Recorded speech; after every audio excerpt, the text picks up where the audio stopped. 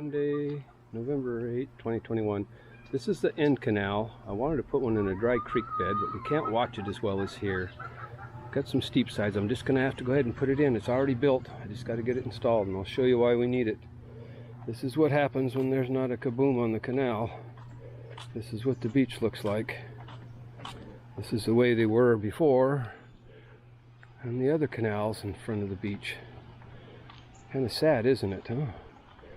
Would you like to come to Clean and Green Cam again and go down to the beach to picnic? And yeah, we have an excess of dogs here, so we don't just have bottles and plastic bags and slippers and flip-flops and everything else. We got full-blown sacks of trash that people toss in these canals.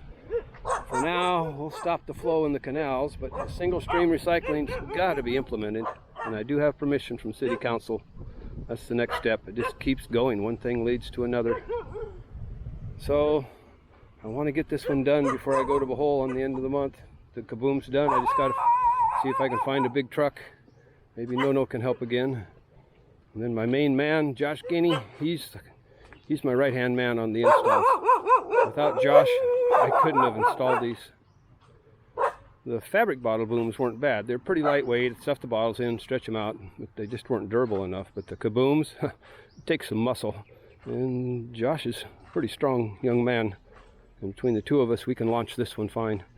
But what we do is we bring it down in 6 tire sections, and we'll line it up across the top of the canal. Then I gotta lash them all together. I don't think we're even going to put UV protectors on this one. This one's pretty well protected with the shade and stuff.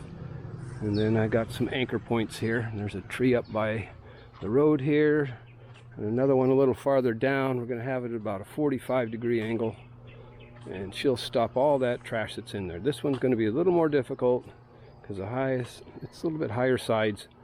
I think I'm going to put it down as far as I can down at that end for the capture area, almost to where the sandbar is. It will work. That's the other thing. When I put one in, it's 2-3 days, 3 times a day down here, checking it, minor adjustments, tide going in and out, making sure it's dialed in. Sometimes I have to rethink the tie points and shift it, or even completely flip-flop it around until it's perfect. And then once it's dialed in, we're good to go. I'd like to have the capture area on this side, and it's starting to look like it might be that way. I'll have to look. That's a good tie point down there too.